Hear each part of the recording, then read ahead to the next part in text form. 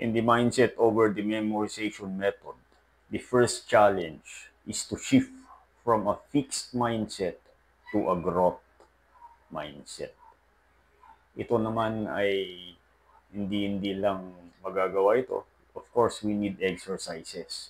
We need the right strategy kung paano natin i-shift yung mindset natin from a fixed to a growth mindset, which is very, very important in the conduct of our review.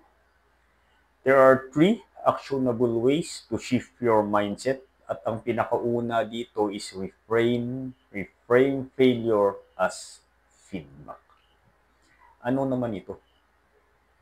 Every mistake during the review, yung mga kamali mo during the review, take it as a stepping stone, not a stop sign.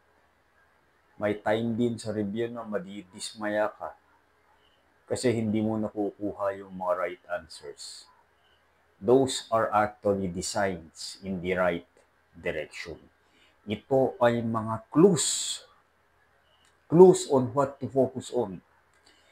It highlights the areas that you need to strengthen. Yung mga area na kailangan mo talagang pagtibayin.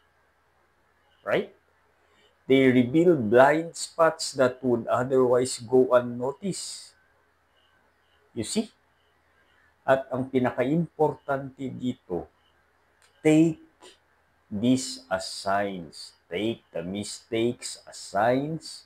Take the failures as signposts, guiding posts, and you will understand more.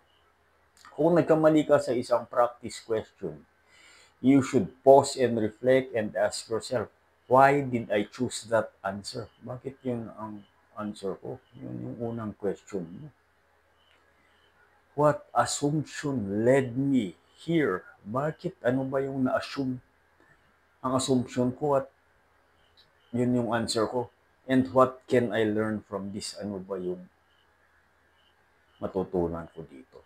Those are the 3 guiding questions that you have to ask yourself. Bakit? Because these mistakes eventually would become your mini teachable moments. Dito ka matututo. At ito din, it's your time to learn and to correct the error. Eventually, make it as a win. It is a sign that growth is happening in every review session. Huwag kang madidismaya sa pag-answer mo ng questions, pagbuga pa lang may mistake ka na. No. Review. Return to that question. Examine your assumption and take it as a learning process. Remember this, the most successful examinees stumble, they also fall. Mahuhulog din sila. But the most successful examinees also know how to dust the soil of their feet, get up again, recalibrate, and persist. Mistakes don't define your capabilities. Your response to them does. No? Pag-isipan yan lagi. Reframe failure as a feedback. Take mistakes as feedbacks. And definitely, you will be on your way. Do not forget to subscribe. Hit that bell button.